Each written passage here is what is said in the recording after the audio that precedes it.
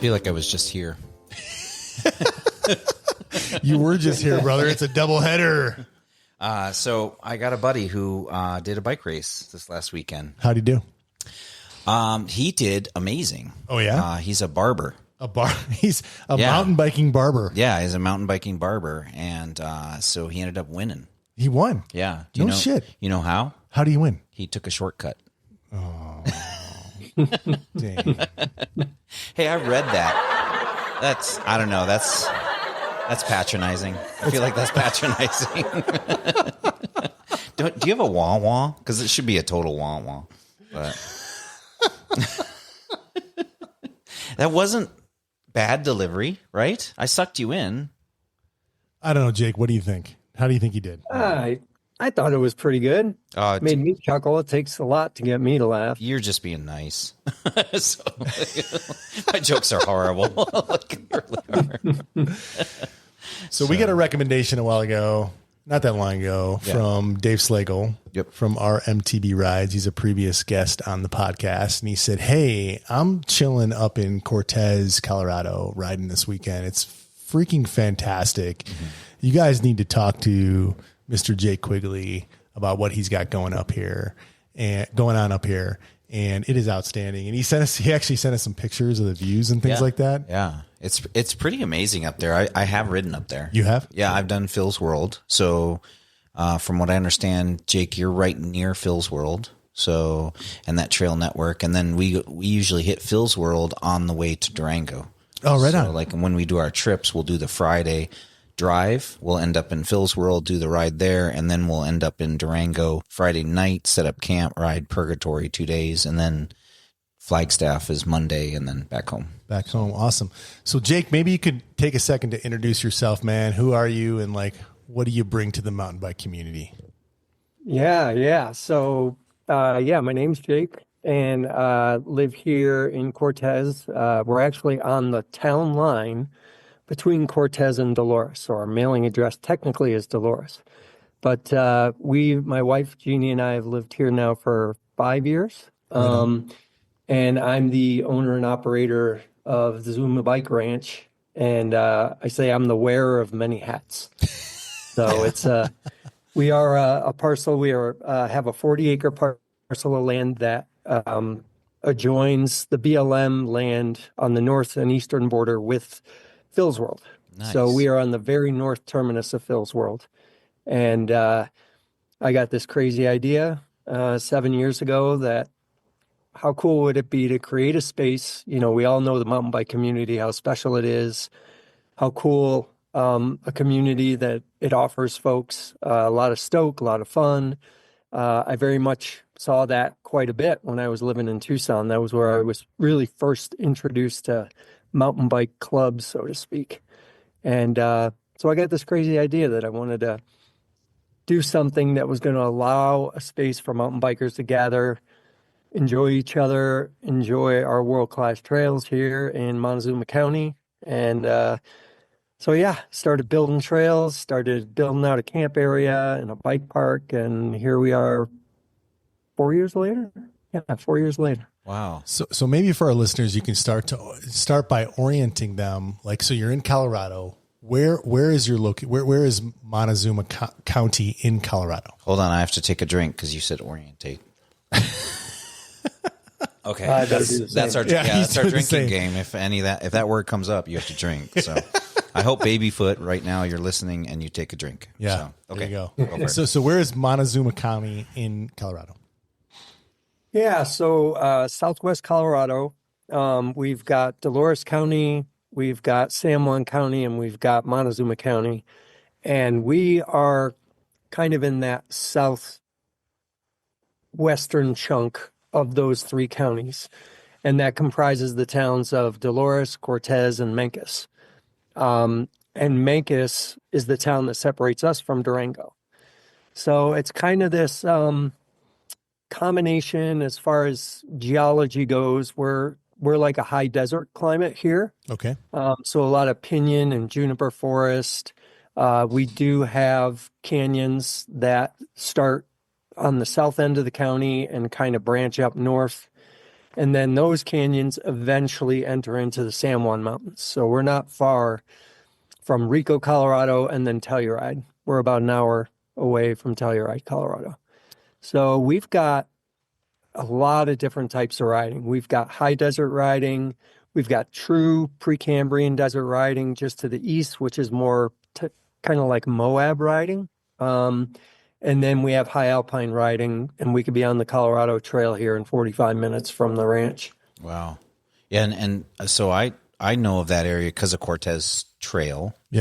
I'm sorry, because of Phil's World. And so if people want to look up this area and a little bit of the type of riding, you can look up Phil's World. What's another trail that they may find if they're before we even get to another trail, and we'll put a link to Phil's World in the show notes here. Yeah. I've never ridden Phil's World. Like, I've heard a lot about it. Like, Jake, tell us more. Like, what's Phil's World about? Yeah, so Phil's is a trail network that started kind of as a rogue trail network, as a lot of trail networks start back in the 90s or whenever. Yep. And by this guy, Phil, and excuse me, but I can't remember his last name. He passed away 2 years ago, but he was the instigator of building the original South Phil's network. And since that time, that was about 25 miles of trail. And then a local trail stewardship organization started working with the BLM chapter here and continually built the network up to the north. So now the network is split up into 3 regions. You got Phil's South, Phil's Middle, Phil's North, and all 3 together are 62 miles of trail. Wow. What kind of riding is it, Jake? You got everything from really smooth, low elevation, single track. South Phil's is very much known for the trail rib cage, which is a very fast, very fun trail. And there's a lot of others that are kind of in that really smooth, fast, flowy type trail, high desert kind of soil. So we get that clay heavy soil that really compacts, becomes like a little concrete tread. And then the further north you go in Phil's, the canyons get a little bit deeper. So that offers you a little more diversity in trail and a little more technical. So you got everything from smooth to techie, lots of different options to ride in the trail network here. It's 62 miles right there, right out your back door. Yeah. Right. The northern terminus I'm looking at right now. Wow. And for our listeners, he's looking to his right, just over his shoulder out the window. Out the window. So this concept of having a place for mountain bikers to camp, can you camp at Phil's World parking lot? Like, you can't. You cannot. Yeah. And so, like, when I go to a place and I want to go ride a trail, if I'm traveling, I just did a big trip with my family in a camper. This would be perfect, to know about these places. Because you could, we did Lesueno Bike Park, which I've talked about in San Diego, where you can go right to there. They have a campground, and then they have a shuttle going right there from the campground up to the top of the mountain. These, I think the future of mountain biking is to have something like this at each big trail network. I think it's a way for everybody to be super involved and get them to go out and, get the families involved. And of course, what we're talking about is the Zuma Bicycle Ranch. Yep. Yeah. Which you own and are the original operator and starter of that, as I understand it, Jake. Tell us some more about that, about your bike ranch, man. Yeah. So the idea started around 2018. I was actually living in New Hampshire, and I was working for a merino wool company there. And I met a woman at a trade show. Wait, hang on a second. You went from merino wool to owning a bike ranch. I did. I did. You might be my hero right now. Yeah. Go ahead. It was a very cool company. Ibex Outdoor Clothing was the brand, and we had a bike line, a merino wool bike line. We had shorts, bibs, jerseys, and I was part of the product testing team there. Oh, right on. Which was pretty neat. But I was internal sales, and the Rockies was one of my regions. So I worked with our external reps, and that's when I met this woman who owned I think it's the Whitefish Bike Retreat was the name of her outfit. And it was a little bit different. She was right there on a main trail network as well, on the Whitefish Mountain Trail. And I was just blown away by this concept she came up with, which she had a little lodge. It was nothing special. But she had her own little trail network, and she was right out the door to a much larger trail network. And I was just like, how cool is that? So I got a crazy idea of putting chicken scratch on paper and starting a business plan. And my wife and I knew we were going to come back to Colorado after she was done with school. So we started looking at areas we wanted to land. And then I kind of formulated this big checklist. Okay, we're going to look for land. It just got to have this and this and this and this. And we just found the ideal spot here. We are on a canyon. I've been a professional mountain bike instructor for 6 years. So I've traveled the country doing a lot of that, both with another company and then on my own. And one of the biggest tricky things is finding a trail network with everything you need to run like a full weekend long, trail mountain bike clinic. Right. And I took all that and basically had the luxury of building everything I need right here on the ranch. Wow. Have you reached out to manufacturers, product manufacturers? Why would he do that? Well, because what we're seeing for testing. So in Tucson and in Sedona, we've done a lot of podcasts with different product managers and stuff from different companies. And they struggle for locations. They struggle for a location where they can get everybody together, that they can get everything done. They can do their media camp. They can do everything. It's got the diversity of trail that they need. Yeah. To test all the different products. Exactly. And do it without a lot of prying eyes. Sometimes it's prototype work or it's product launch stuff. Sure. And I feel like, you've got a niche that they could. I think you just signed us up for an action, man. Yeah, serious. I think you just signed us up to hook Jake up. I think I did. Yeah. Well, we talked about this with Shimano, when we were doing the XTR launch stuff. And I know that I've talked to SRAM about it. And DVO. I know DVO was just out in Tucson and they were running into the same thing, trying to figure out a place where they can test product, and have everything in one spot and not be super inconvenient driving all over the place, So I feel like you've got a good thing going there. That's another avenue for you to maybe look at. But what is it that you got going there, Jake? Tell us more about the ranch and how's it set up? What do you offer in mountain bikers? Yeah. So we offer a couple different things in the services realm. I do private instruction, so I'll work one-on-one with folks based very specifically on different riding goals. Where do they want to get in their riding? What sort of skills do they really, really want to hone in on? So I like working one-on-one with folks because that offers me a really, really good opportunity to ask, where are you at with your riding and where do you want to be by the end of this season or the end of next week or whatever. And you can tailor. So I like to do that. You can tailor that instruction. I do private clinics, so I'll get a lot of people that will approach me and say, hey, I've got 3 friends and we're all kind of at that same level of riding and we want to work on jumping or we want to work on drops or technical climbing. So that's pretty cool too, because you get that people all are in a very similar wheelhouse from a skill perspective and are looking for a very, very significant specific outcome.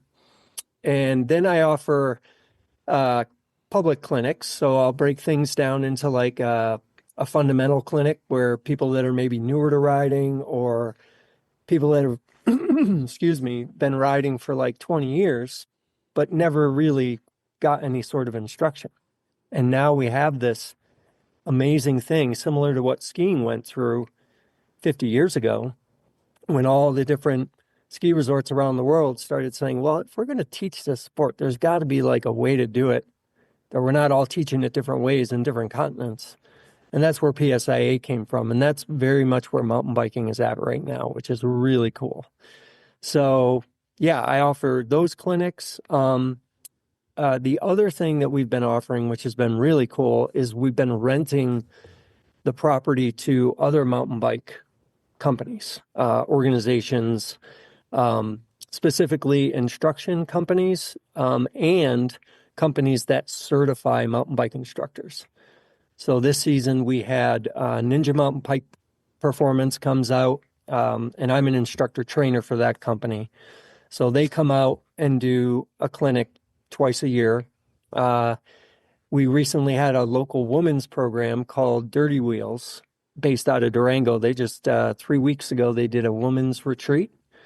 It was a 3-day retreat, 20 participants, and I think they had 8 coaches here all weekend. It's fantastic. That's so funny. I think one of the girls from Dirty Wheels actually works for me. Oh, really? Small world. Keep going, crazy. Jake. So. Then we had BICP was here, and they're one of the 2 the Insane Clown Posse was there? Wait a minute. The Insane Clown Posse was there? I don't think that's what he's saying. Clown Posse? Yeah, the ICP? That's a band from Detroit, a rap band from I'm just Detroit. saying, I don't think that's what he's talking about, If though. he can hook us up with them, we will get so many listeners. No. They'll be weird. Oh, but man. Here we go on the Juggalo, on the random Juggalo Dude, the Juggalos are random are Juggalo legit. reference. Like, Jake's looking at us like he has no idea what you're talking about, just for the reference. Jake, after this, I'll send you some links to some Insane Clown Posse music. Yes, but, yeah. But it was, I'd like to hear it. It's incredibly scary. You probably wouldn't like to hear it, but Sorry. all right. I BICP. have to throw in a little Yes, bit. I know. Every once in a while. This is what you do. If we don't chuckle, it's not worth it. Okay. So. BICP. Right. Keep going, Jake. Right. Sorry that we interrupted you. No problem at all. So we had that. We had a level 1 and level 2 back in June and July. So that was really cool. And then in September, just in a little over a month, we're going to have Ladies All Ride is doing a women's bike retreat here as well. Awesome. That's awesome. So like big retreats and events. So yeah. What's your space like? Like you've got your, is it just a campground? Is it, you said you have a bike park? Do you have a little bike park? I do. So tell us about that. Yeah. So our property is 40 acres. About a third of that is up on a plateau, and the other 2/3 falls down into a canyon and a draw. So the bike park we have is up on, a flat area of the land, and I have a drill zone. I have a tabletop jump line. I have a pump track. I have like a drill zone where I have a bunch of different features. A lot of them inspired by Fort Tuthill, which I'm sure both of you are familiar with, up in Flagstaff. Yeah, that's amazing up there. So, and then I have about 2 miles of trail that I built, and very specifically built trail based on the geology of the hillside and the draw. We have a lot of slick rock. We have a lot of steep features. So my trails have been built specifically around taking skills to trail after I work on drills. So I have a cornering trail called TV Dinner. I have another fun trail called Wiley's Way. Then we have a trail called 6-Shooter and another trail called Rabbit Hole. So we've got fun trails. They're all different. And then we have a drop zone. And we have 2 drops, Bonnie and Clyde. Nice. And then you said you have jump lines. There's a lot of fun to be had on your bike here. Yeah. And then you have camping on site? We do. We have 8 basic campsites, and we have a heated shower, heated sun shower. It's kind of cool. It's an outdoor shower. It's probably the biggest amenity that people rave the most about in their Google reviews. And then we just, we do porta potties because it's the most environmentally friendly. It's the easiest. And the company that provides us those, they're really nice, and we keep them good and clean. So that's the route we decided to go there. That makes sense. So what's the total occupancy? How many people can you fit into your camp zone at one time? We have 8 campsites, 1 vehicle per site. Usually that's anywhere between 1 and 4 people. So 4 times 8, 32. Okay. Yeah. And then private events will adjust that, because that's a private event. So, if they want to go a little bit over that number, we can definitely make that work. Because sometimes they have vendors come, and vendors will want to set a tent up, and they'll have their own vehicles and stuff like that. And do you have seasons? When is a good time to ride? Yeah. Like, do you guys ride 24/7, 365, or do you guys have seasons that you operate? The climate here offers us surprisingly almost year-round riding. Oh, that's nice. One of the areas just to the west of us is the Canyon of the Ancients National Monument, and part of that is called Sand Canyon. It's one of the only, if not the only, national monuments you can ride a mountain bike on. Oh, that's cool. Which is pretty special. Yeah. And I've ridden that trail network in January and February every year we've lived here. Oh, wow. And Phil's World is usually about a 9-month riding season. You know, come November, we can get a snowfall. And some winters are big, some winters are small, but usually the soil, given the freeze thaw plus the moisture, Phil's will usually shut down for 3 months. Is it Phil's World get hot in the summer? It does get warm. It's this year we had a very mild spring. We had 70s all the way up through July 4th, and then July 4th hit, and we've been in the high 80s, low 90s most every day. That's not hot. No, I know. Given your weather, of course. Well, and you said you're an hour from Telluride. Is that the closest like pine tree riding, or is there closer pine tree riding? Closest pine tree riding to us actually is not far. Okay. We graduate, once you start driving north to Dolores, the town, you graduate up into Ponderosa Pine Forest. And is there trails up there? There's another large trail network up there called Boggy Draw. Oh, that's got 70 miles of trail. Yeah, that's what Dave mentioned that you guys hit while you were up there. Yeah, so that's a really cool area. Yeah, and that's close to you, so you could be a good hub for jumping off to doing different trails around the area. Yeah, yeah, and Boggy's a great trail network to just put lots of miles in. It is just above McPhee Reservoir, which is a very, I think, one of the largest reservoirs in the Southwest Colorado, and it doesn't have big elevation gain and loss. A lot of the trails are not very technical, so you could just put in 30, 40, 50 miles within a pretty decent time just because you're making ground. And so it's a fun early season space to go to get your legs back. It's great for families. It's great for, newer riders that are looking for something fairly simple and easy and aren't interested in all the technical riding out there. So it's also a good diversity for all our riding networks around. So if somebody stays with you, do you have like maps you give them, or like if they're like, hey, I'm going to stay there and I have 3 days of riding, do you have like... Yeah, what are the top 3 places you would recommend they ride? Not only that, but like what levels of assistance do you give them? But, from zero, I guess, to like guided tours, like where are you at with that? Right. Yeah, I try to make it a point to meet every guest. So anytime we get a camper, each campsite has a little placard, and before people arrive, their camp pad gets raked, and I put stickers on their placard and a welcome. And then I try not to be obtrusive, but I come down on my bike and just say hello, and always ends up in a fun conversation. And people are always interested in, tell us where we need to ride. So I'm always giving out trail beta, which is a lot of fun. And we get campers from all over the place, around the world. I would say we intentionally market it, as a bike ranch. So everybody that comes here is a biker. That's cool. All the vehicles have bikes on them. Yeah. And you just get to meet these people and give them the intel of not only where should they go ride, but, where are the good restaurants? You've got great breweries. You've got a cidery. You've got 2 really good bike shops. So I really try to get people to get into the community and visit all the cool things we've got, whether it's before or after their ride. Nice. So maybe double click on that a little bit. Tell us about the local amenities that are there not too far from you that folks can partake in. Yeah.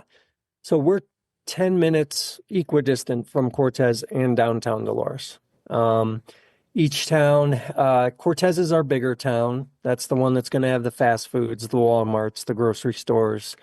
And it also has our biggest bike shop, oldest bike shop, Cocopelli Bike and Board, and they're a fantastic shop. We have a brewery there, Wild Edge Brewing. We've got a couple really good restaurants, a lot of cool events. We have a local radio station there. And then if you go to Dolores, we also have a brewery in Dolores. We have the sister store to Cocopelli Bike and Board, which might be one of the coolest bike shops I've ever been in because it's inside an old mercantile building that's been restored. So I always tell people, if you're going to go to the Dolores Bike Shop, ask for a tour. And Scott will always give people the lowdown on, this used to be a meat processing plant, and they have the original, chain elevator that would bring the sides of beef down into the ice and then back up. And so that's a really cool town. Also a couple really good restaurants and coffee houses up there. And then we have Memphis to the east, and that's a pretty cool town too. That's something I haven't mentioned is in Memphis, we're also in the San Juan National Forest. And there's a lot of high alpine riding there as well that also bridges up to the Colorado Trail. Wow. So it sounds like you've got just within like a 30-minute drive of where you're at, kind of riding that could facilitate or please any level of rider. Is that a fair assessment? That is absolutely a fair assessment. And so somebody can drive, camp at your place, get knowledge of what's going on at the Zuma Bicycle Ranch. But they can just set up camp there. They can make it their base camp. They can when they get there, they're not just getting a campsite. So the reason I say this is because I just went through this where we had to figure out where to camp on our trip. We really did it, trying to figure out where to go. For context, Dane did a cross-country trip from Tucson up to Whistler. Yeah. Oh, wow. And back. And so we basically every night camped somewhere. Sometimes we spent 2 days, like at Yosemite or the Redwoods. And at Whistler, we were there for 3 days. But pretty much had to figure out a way along the way. So somebody could hit your place and hit all of these things, from one spot, which that was one of the hardest things in my travels that I had was evaluating. So little sidebar, we were going into SideQuest. That's what people say. SideQuest. Sidecar. So we were going to Idaho Falls, and we needed just a place to stay overnight because we were meeting my wife's friend who lived there. So we didn't want to camp too far out of town and have to drive back into town. And so I think she found like a KOA or one of those camp companies that lists them. It's like a KOA. I'm picturing a Bob or something. I can't remember. But anyway, so it looked good. It's like, oh, we got trees and we got a playground and we got a pool and showers, So you're like, oh, this sounds great. We show up and it's next to this huge like grain silo, like an industrial park, like our view was the, you know what I mean? And it looked great online, but you only got this idea, from that. And so I can tell you're not going to see that at the Zuma Bike. No, Ranch. But that's what I mean is like, as somebody who's traveling, especially if you're traveling with bikes, having a bike specific camping place and having that knowledge that when you get there, somebody is going to help you find trails, you usually don't have the time to sit there and figure everything out, or it's really intensive. You guys can kind of cut a lot of corners for them. So they can travel to Colorado, Phil's World, which is world famous, hit that trail and then see a bunch more, and you can help them do that. And that's a big advantage. So I'm just pointing that out as somebody who just went through this, and I could use that. So, Jake, you mentioned a couple things that I don't know, so I'm going to double click on those things real quick. The first thing you said was cidery that I don't know. What is a cidery? A cidery is a fermentation process that takes apples and makes alcoholic beverages out of them. And interestingly enough, this valley, I think it was up till the 1950s, was one of the country's largest exporters of apples. And that just blew me away. I was like, we're high desert. How do we produce apples? But there are orchards all over this valley, and most of them are dormant or dying. And then this company started a cidery in Memphis called Fenceline Cidery, and an organization started called the Montezuma Orchard Restoration Project. And they partnered with this cidery business and started offering landowners that had existing orchards on their land to buy their apples. Say, let's get these orchards healthy, up and back and running. Yeah. So now we've got orchards that are kind of making a comeback. They'll never be exporting apples, but this two cideries now are buying apples, and so all the apples that are used for their products are sourced right here in the county. That's cool. That is cool. My wife loves apple ciders. So okay, so I want to. The next thing you said, and we should know this, and I'm probably going to get this wrong, so you're going to have to correct me. But you talked about I think you said PSAA standards for instruction. Do I have that right? Yeah, PSIA. PSIA, Papa Sierra India Alpha. Okay, so what is that? So tell us about PSIA, because Dane and I don't know what you're talking about. So that stands for Professional Ski Instructor Association. And that is back in the 1950s, that entity began after a national effort to simplify and standardize how the sport of skiing is taught. Because, Europe taught it one way, the U.S. taught it another, Canada taught another, South America had their own way. And everyone started to think, you know what, let's just figure out what's the best way to teach this sport. And so PSIA is the lead agency that if you want to become a ski instructor, you're going to get certified at one level or another. To then, whether you work at a ski resort and you work for their ski school, or you pursue becoming a private instructor. And mountain biking went through that same process in the late 90s, early 2000s. So now if you want to pursue becoming a mountain bike instructor, there are two organizations. One is based in British Columbia, the other is based here in Colorado, and they are the international standard. So most larger mountain bike instruction companies, if you want to go work for them, you're going to have some level of certification. And so I'm picking up, based on what you talked about first, that a big part of your business plan and your business model and your objective is around instruction. How did you get in? How did you get into being a mountain bike instructor? Well, that brings me back to when I was in Tucson, and John Hyman, who at the time was owner of Southwest Trekking, we moved out there, and I had stepped down from working on the vendor side in the outdoor industry, and we knew we were only going to be in Tucson for a year. And I was like, I need a job. And a friend of mine at that time knew of this company. And so I gave him a call, and I talked to John, and John and I sat down for a cup of coffee, and he's an interesting guy. And he said, well, yeah, I would be interested, but I got to see your ride. So I went up to the JW Marriott one day, a little bit nervous, and we went up for a ride there on the Genser trails. And I guess I passed this test. He hired me, and so that was the beginning of my career in mountain bike guiding, which then grew into mountain bike instructing. What was the process like? What did it take to become a certified mountain bike instructor?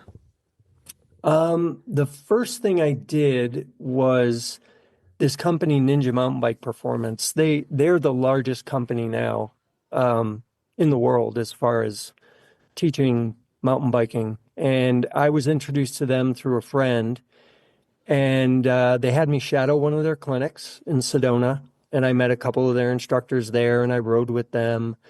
And they said, yeah, we'd love it if you would consider becoming an instructor, but you need to go get your certification. So I did. I pursued that. I utilized BICP at the time to get my level 1. And that cleared me with Ninja to become an instructor. And I started off as an assistant instructor there. And then about a year in, I was hired up to a lead instructor. And as the company grew, we had to have some way to keep tabs and the level of quality of our instruction. So we created a team of instructor trainers. There were 9 of us originally around the country. And we basically were there for our instructors to help them with the curriculum, help them with their own rider development based on, what are your aspirations in mountain bike instruction? Do you want to just be an assistant, or do you eventually want to be a lead? What levels of mountain biking do you want to teach? So I've done that ever since. Are you okay if we double click a little bit on the instruction thing? Because I'm super interested in this. Is that okay with you, Jake? So I imagine at this point you've instructed many, many people. Yes. At all different levels. Could you help us maybe understand, like, what are the top 3 things that you work with your students on to be more successful on the trail? I think the biggest thing comes down to, and it doesn't matter if you're a beginning rider or if you've been riding for 20 years, the dynamics with modern bikes and us on the bike it's such a dynamic relationship between the two that back in the late 90s or even late 80s, we were on these rigid bikes, hard forks, and we were very much just on these bikes for the ride. The bike hold on and try to survive. Yeah. And what's changed is, these bikes have become such dynamic vehicles, when it comes to technology of suspension and the geometries now and the dropper post. We all know how much a game changer that was. Absolutely. So it's fundamental skills, just learning your way around this dynamic bike. And the best, UCI racers you'll see, they always come back to fundamental skills. We call them bike body separation. And it's the relationship to us, our upper bodies, where we carry the majority of our weight, and the center of mass of that bike. And depending on what the trail is, uphill, downhill, cornering, it's that constant dynamic relationship about shifting and aligning your center of mass with that bike center of mass. I call it whipping your bike wherever, whenever, and however you want, based on the terrain. Interesting. Okay, that's number 1. What's number 2? Number 2, getting the right techniques when things get technical. We all know, particularly you guys in Tucson, has some of the most challenging riding in the lower 48. Yep. You can get hurt pretty easy, right? Regularly. And sorry. Fort Tuthill is a perfect example. Bentonville would be another one that I teach at, where I see a lot of people getting way over their heads, whether it's on a jump line or a wooden drop deck zone, and they think they could just do it. And I've seen some pretty big crashes as a result of that. And it's one of those things where if you just invest a couple hours of your time and money to learn how to do it right, you're going to be safer, you're going to be more controlled. And when you're those two things together, you're going to be more confident. And you're going to become a better rider a lot faster. Right on. So you talked about bike body separation as number 1. And I loved your quote there. Could you restate it for me? The quote that you said, whipping your bike around. Yeah. Whipping your bike around wherever, whenever, however you want. Whenever. I also call it the dance. The dance. When people come to my clinics, I said, y'all don't know it, but you signed up for a dance class. I like that because it's really about being fluid and loose and adjusting your technique to the terrain as it comes upon you. Yeah. Yeah. The bike body separation thing's something I've heard all the time. Had a hard time kind of understanding what it really meant. You have to stand up to get that to happen. But I do stand up. You're just giving me shit. But wait, we should give Jake some context. So Dane is a downhill racer. I'm an old school downhill racer. So some of the terms that are new. Yeah. You don't have yet. Like we talked about in geometry and like bike design and stuff. I'm used to older terms. So what's an old way of saying bike body separation?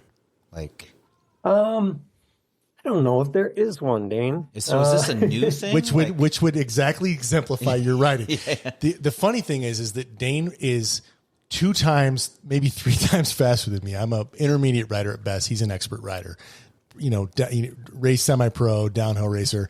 And I ride behind him, and I've taken a bunch of lessons in courses and instruction. And my wife is an amazing, they're trying to get her to be an instructor. So I try to do all the things that I'm supposed to do, probably all the things that you teach.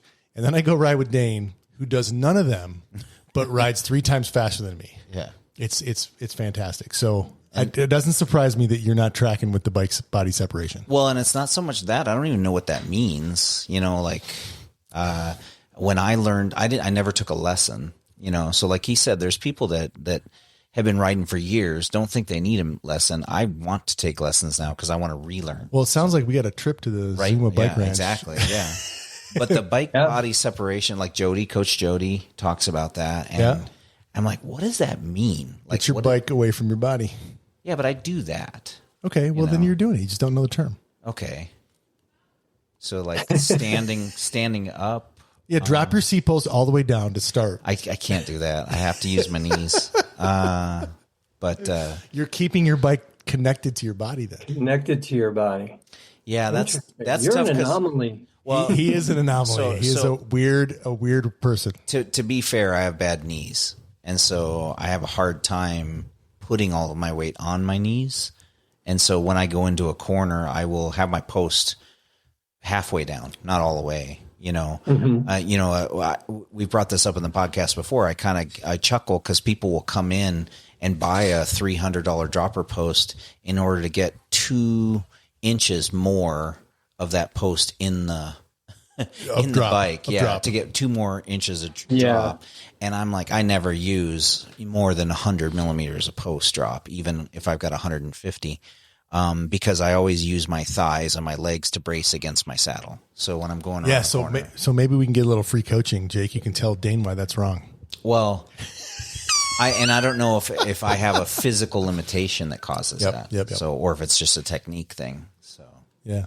What do you think? What would you say if Dane came and you were coaching Dane and you saw him just 30 miles an hour down the trail, just absolutely ripping, like you're struggling to keep up with him, but his technique is like not what you would teach? What would you tell him?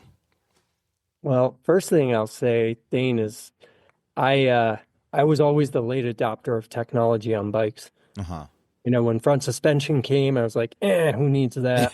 Rear suspension, I don't need that. And when I went to Sedona to meet these bike instructors, I also did not have a dropper on my Santa Cruz. And everyone was like, oh, it's such a game changer. And I was like, I could ride everything. I don't need a dropper. Yeah. But I knew if I showed up as an apprentice without a dropper on my bike, I was going to be laughed away. Yeah. So I actually went and I bought the dropper the week before I went to Sedona to shadow that clinic. And riding with these guys, one of them made the comment, Jake, you don't use your dropper very much. I've gotten that comment before. So, yeah. So, but yeah, I think that people do what works for them. When it comes, you mentioned that, you have some limitations, whether it's due to past injury or something else, but there are definitely people that you have to work around their body dynamics. So, some people aren't as flexible as others, and you'll have to kind of, accommodate for that, or at least have that understanding that, okay, this person might not be able to lean that bike down as far as I want them to. But there's always ways around that. I think people like yourself, you've raced at a really high level, right? So the riding that you do works. And if I've ridden with you, I don't remember it, but I've ridden with a lot of people that make their own riding work because they've just done it for that long. With people like that, I ask them to just be open sponges and try something different. I have a good friend here who is a former World Cup pro cross-country racer. And when we ride together, he gets very, very frustrated because he refuses to try some of the newer skills of mountain biking. And anytime we get to a very, very gradual downhill, let's say like a quarter mile downhill. And his MO is to pedal through all that. And I use pressure control. Yeah. Where I don't pedal at all. I just use, the rises and valleys in the trail. Yeah. And all of my body weight. And as we're going down these trails, I'll pull further and further and further away from him. And it drives him absolutely nuts. Yeah. But he refuses to try what I suggest. So we have a lot of fun giving each other a hard time about that. And it's not that one way is better than another. We're, as instructors, I'm not here to say, hey, your way of riding is wrong and mine is right. It's just a different, I call it new school riding. Mm-hmm. It's a different riding than I used to do back in college. Yeah. It's made me such a stronger rider just because it always gives me something to think about on trail. For years and years, I would just ride, and it's great fun, but I could say after a while, my riding kind of plateaued because it was, not that it was boring, but you never really thought about it. You just went down the trail. And then once I learned all these different things that you can do and think about when you're riding based on the trail, it's brought a whole different level of riding out for me. Yeah. I'm getting my kids into it, which is really fun. And I'm not a good instructor. You are. I try, but I don't, one of the things that instructors do that I think is a real skill is they get something to click, they get that to click with somebody. Yeah. And I have a harder time. I over explain, but, I talked my daughter's team, her NICA team, into going out to the pump track one night. And because my daughter didn't quite understand, why are we going to the pump track? And I love the pump track. My son loves the pump track. And, my daughter's like, this isn't what I need, for cross country racing. And I'm like, it totally is. And then, I would show her how basically you can pick up speed, like you were talking about. You can use your mass and your momentum to push down on the downslope and actually pick up speed, and then unweight yourself, reduce friction on the uphill, and then so you can literally ride the entire pump track with never pedaling, which is awesome. Yeah. And that's what we challenged all the kids to do. Is like, that was the goal. Tonight you're going to ride the pump track. And the goal is to, at the end of this, be able to ride the entire pump track with never pedaling. So, and that's something that when you apply it to the trail, it's free speed, Oh yeah. And that's how I describe it. Yeah, free speed. Exactly. And so there's really good uses for all of these things. So I love that you're out doing that and like showing people that. I love to hear that there's somebody else out there that's stuck in their old ways. So like, your World Cup buddy, cause mine is the biggest thing is I speed jump, and I'm trying to overcome this huge habit and like need to speed jump. When I hit a double jump or a table, I suck it up like crazy. I get almost zero height off of that thing. And then I push down the backside as fast as I can. And I'm very fast, but I'm the most impressive. Unsteezy? Unsteezy, unrizzy. I'm very Skibbity Ohio on my, sorry, it's my son's language. I have no like style at all. Like, I'm the most boring guy to watch hit a jump, and then my buddy will pop off the jump. I will waste him by a minute on a downhill. But everybody wants to see him because he pops off that jump and has this cool looking hang time and just gets the bike sideways and does a whip and stuff. And so that's what I'm trying to learn and relearn. Yeah. But when I'm scared, so like I was testing this Frameworks bike, and when I hit a jump the first time on a new bike, I went right back to that old habit. I sucked that jump up, and sailed over it and just backsided it, no problem, and picked up a ton of speed, but it was the most boring thing to see. It's because you're like, your foundations are rooted in racing. Yes. Yeah. And that's the thing, is I'm trying to break free of that, and that's really hard to do. So I'm definitely gonna be taking some lessons to try and fix that. So yeah. Come, when you come and visit, we'll do a jump clinic. Yeah, that's probably one of my favorite things to teach. Yeah, standing up at the jump is something that it's is like, yeah, people just say it, but trying to do it and to remember, and you just got to practice over and over again. My wife and son took a jump clinic in the last couple months from Joanna Yates up in Sedona. And Joanna was here last week. Was she? Oh, nice. Right on. Yeah. She's great. We love Joanna. Yeah. In fact, she's doing a posting. jump clinic. Oh, nice. Yeah, very cool. Yeah. She probably taught some of that stuff to Lacey, but my wife kind of was teaching me, and we've got a little jump line here in one of our trails is Fantasy Island, and the jumps aren't very big, but I've never been able to hit them real smoothly. And I executed the technique that Lacey taught me, and I'll be goddamn if I didn't like hit every one of those jumps and land on the backside just perfect every time. And I was like, and they're not it works. Best. Oh my God, it works. They're not the best timing. No, they're not the best timing. You have to like slow down in the middle. Yes. You know? Yes. So, yeah. They definitely could be better designed. Yeah. Jake, I hate to do this to you, man, but we are like kind of gear nerds, and you know, Dane owns a bike shop. I have a bike shop here. I'm in my garage here. I'm really interested in like what you're riding, as that will kind of help tell us more about the type of trails that you have there. Yeah. I am a brand ambassador for Revel bikes in Carbondale, Colorado. Yeah, outstanding. I'm glad that they're still sticking around, man. Glad that they are still sticking around. Glad that Adam got the company back and is bringing it back to its roots. Super cool company. I've known a couple of people there, and back in my days working at Ibex, that company reminded me a lot. Pretty small in-house crew. Yeah. And they're just really cool people, really passionate about the bikes they build from a research standpoint, all the way to supporting nonprofits. And so, yeah, I ride the Rascal, and I also have the Rail 29. Nice. I borrowed a Rascal and got to ride it. Surprised the heck out of me. What are the suspensions of those two frames? Canfield CBP is the suspension type, but what is the? Because I've got a Ranger sitting in my garage right now, but that's like their cross country bike, right? Yeah. So the Rascal's 130 rear, 140 front, or 150? Rascal is 140 front, 130 rear, and the Rail is 160 front, 155 rear. Yeah. But they just replaced the Rail 29, and I'm bummed about that because I love that bike. If you know anyone, I got a medium.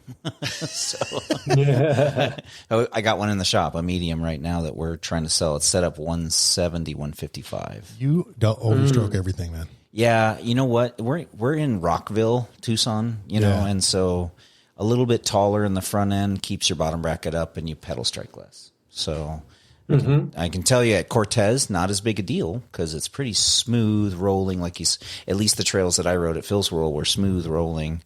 They definitely have rocks there, but here it's like rock gardens. You practically lived at Star Pass. You know how it is there. So There's so what do you ride? Trails. What do you ride more? Do you ride the Rail or Rascal more?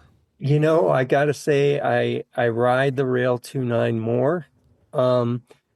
When they first came out with that bike, I was talking to Matt Hugenboom, their VP of sales, and my good friend Brian Dans, who at the time worked for the company, who's also a mountain bike instructor. And he said, you got to get on this bike. You know, I like to climb. I'm one of those sick people that likes really nasty, gnarly, long climbs for some stupid reason. So I immediately dismissed that bike because I was like, a bike with 155, a travel in the back is not going to be able to climb. So they went to the Telluride Blues and Brews Festival and brought a bunch of their bikes, and they called me up and they said, hey, we're going to be just north of you. If you want to come ride that bike, you should come ride it. So I did. I went up and actually took Adam Miller's bike out for a ride, and I took it up this trail called the Jeb Weeby Trail, which is basically 2 miles of absolute hell. And I'd be damned, that thing climbed like a billy goat. And I was just blown away. A bike with that much travel in the back, and it's that Canfield platform. You know, I've ridden a lot of different suspension designs, and there's just something about that platform that makes it perform. So I was like, all right, that's the next bike I want. Send me one. Yeah. After riding that Rascal, I was really surprised. We were testing it right before they announced they were going out of business. And we were looking at them for the shop. And we were at the Sedona Bike Festival talking to them about you potentially carrying them. Yeah, and we were pretty much getting ready to sign them on and bring their bikes in. And then they made that announcement, and it was like, it sucked. I had that bike in my garage and I had just ridden it. I rode it on a night ride and was outdoing Maddie on the e-bike, my son, outrunning your son who's on an e-bike, and I'm on this rascal. And I just felt like Superman on that bike, and that's rare. Usually the bike has to be super light for me to feel like that. And that bike wasn't particularly light, statically, but it rode so well, And I was kind of excited about it. And then they made that announcement and it kind of killed it. And we ended up bringing a different brand in instead. And then they announced that they're back. A little more limited for bike shops. I guess for bike shops, they're just doing frames now. So yes. Yeah. Sounds like they're moving, at least for the short term, back to that B2C model to kind of get the brand back in a solid footing. Business-wise, it's super easy to get back your footing back. Yeah. You don't have to establish a bunch of contracts. You can just hit the ground running, get some money going, and then they can kind of expand dealer networks later. So makes sense. So Jake, how can our listeners find you? What's the best way? Like if they're online, how can they find you? Best way to find us is our website, ZumaBikeRanch.com. From a camping, you can make a reservation on that website. You can also go to Hip Camp. Hip Camp, we're listed on that as well. And on the website, just reach out to me directly, Jake at ZumaBikeRanch.com. Nice. Awesome. Jake, we really appreciate you taking some time. We're excited to kind of get up. I don't know if it'll be maybe in the spring or something that we head out. Yeah, I got to figure out a few trips, but yeah. Yeah, maybe spring or fall we'll do a guru trip out to Zuma. What do you think? That'd be awesome. We're doing Gooseberry, so I have to look and see logistics for that. Yeah. So let's get that. Yeah. Make your way up here on your way there. Yeah, maybe, like especially if we're doing another Durango trip, I love stopping in Cortez, so we can hit there, stop there and then ride from there. Yeah. Maybe do it as a clinic. That'd be really fun to stop, jump out, get a little training clinic for half a day and then head into Durango. So we'll definitely figure that out. Yeah. Jake, thanks for taking the time with us tonight. Do you have any final thoughts for our listeners?